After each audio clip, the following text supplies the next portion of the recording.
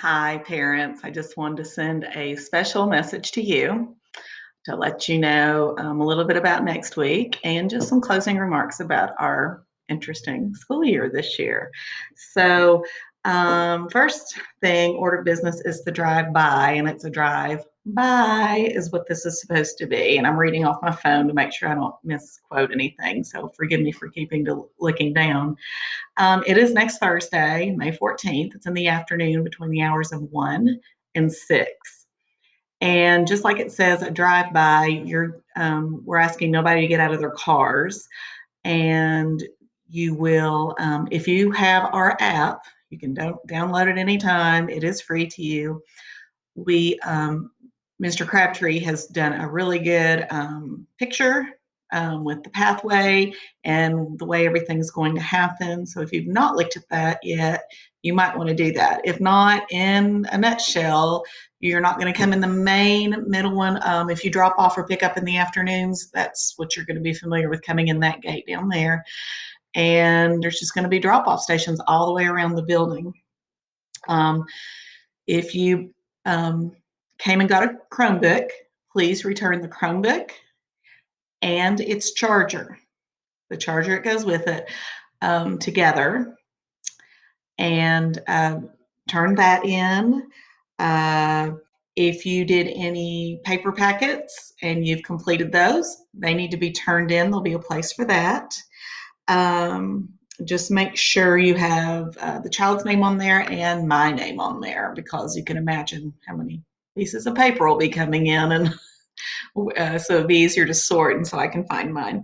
If you have any library books out, you need to do that. If you're not sure, I do not have a list. I've not been given a list. You find a book your child's reading and it's got the tag on it that says it's from Carpenter's Elementary School. It's got the barcode scanner tag and, on the binder.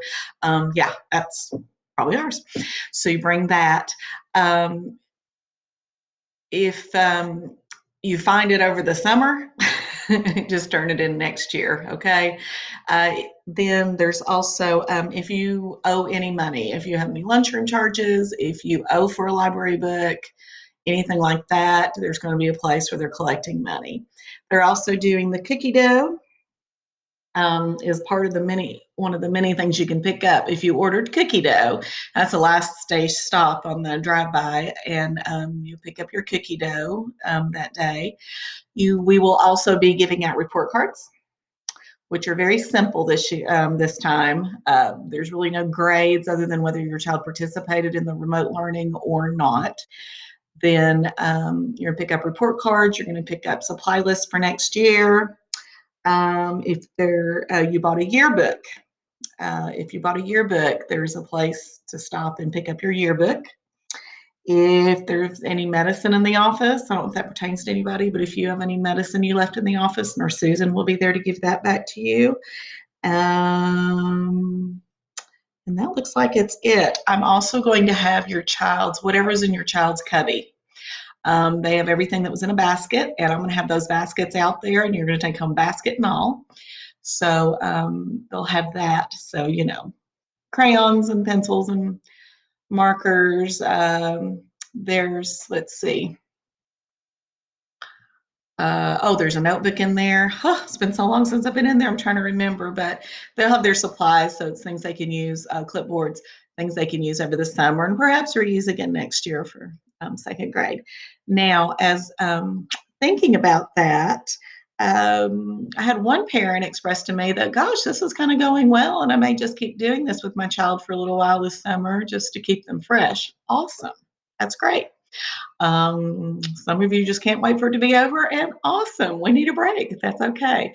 But just my advice for you for the summer, just because we've had sort of this kind of learning gap, and then, of course, the summer gap, the most important thing you can do with your child this summer is to read.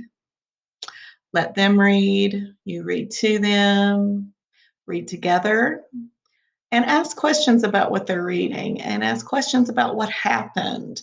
Things we've gone over, story elements like the beginning, the middle, the end, characters in the story, the problem in the story, if there's a resolution, steps that got to the resolution of the problem. Those kind of things just keep them thinking, and then they'll just, it eventually becomes habit when they're looking for those when they read. We do that when we read, we just don't even notice it. But it has to be very put out there for first graders and second graders, young children, so that they're always practicing those good reading skills. Um, so you can ask those questions, read together. Oh, and I also said you can also have a child look for information, especially nonfiction books or fiction books too. But what had happened? Well, they don't know. You don't know. Well, let's go look in the book for that. It's a great thing. Maybe they need your shopping. Have them read the shopping list. Have them help you make your shopping list. Spell it best way they can. You may have to have them read it back to you. Um, Other things. Why is what kind of bug is that? Well, let's go look it up. Okay, so it's just things like that, and they can be looking. They know about headings, and they know different things we've done. So, some skills, you'll probably be pretty surprised what they do. We have the Foundations notebook that they've been writing in, doing the and doing dictation. The Foundations notebook, there's all the sounds in there. We did not get to everything. We don't usually get to everything.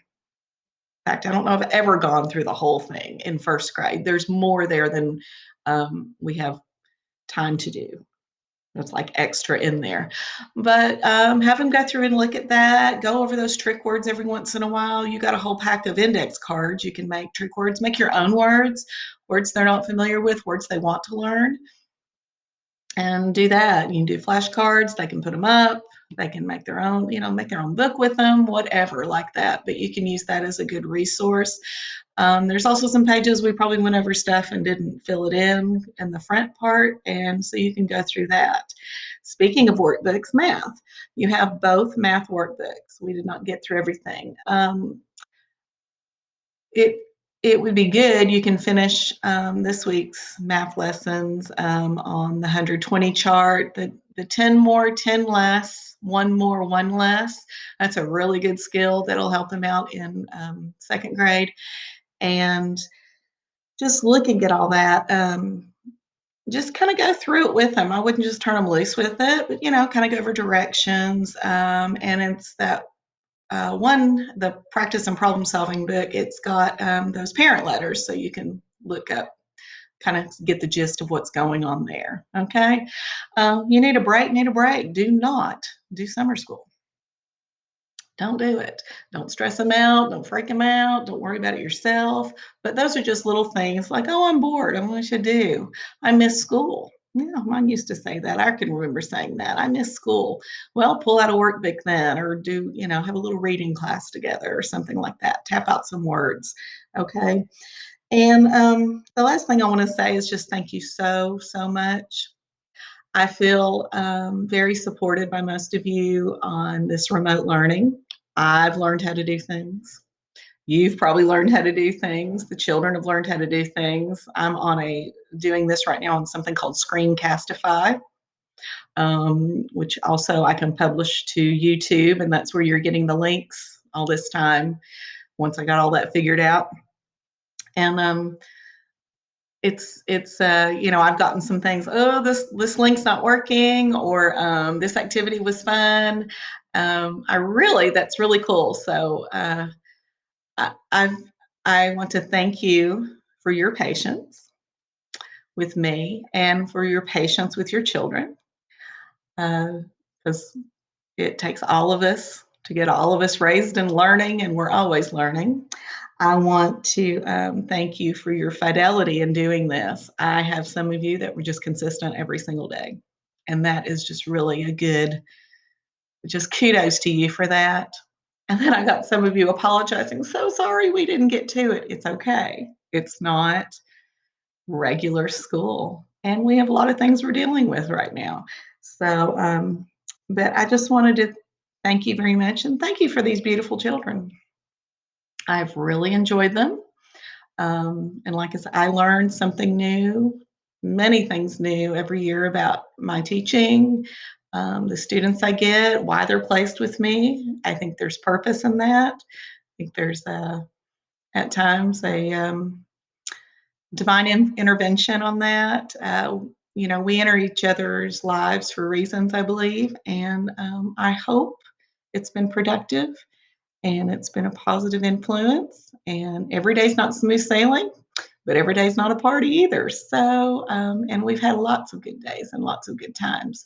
And I'm sorry our year didn't end the way it was supposed to, but that's kind of across the world. So there we are with that. So have a wonderful summer. I hope I see, I'll be able to wave by during the drive by and greet everybody as they come through. I'm scheduled to work 1 to 2:30, but I think I'm going to try and stay, or 1 to 3, something like that. But I think I'm going to probably stay the whole time because I would hate to miss anybody. Just for a quick drive by. Children are able to come, that's fine. But there is a second time if you can't come on Thursday. It is Saturday morning. Let me check on that again.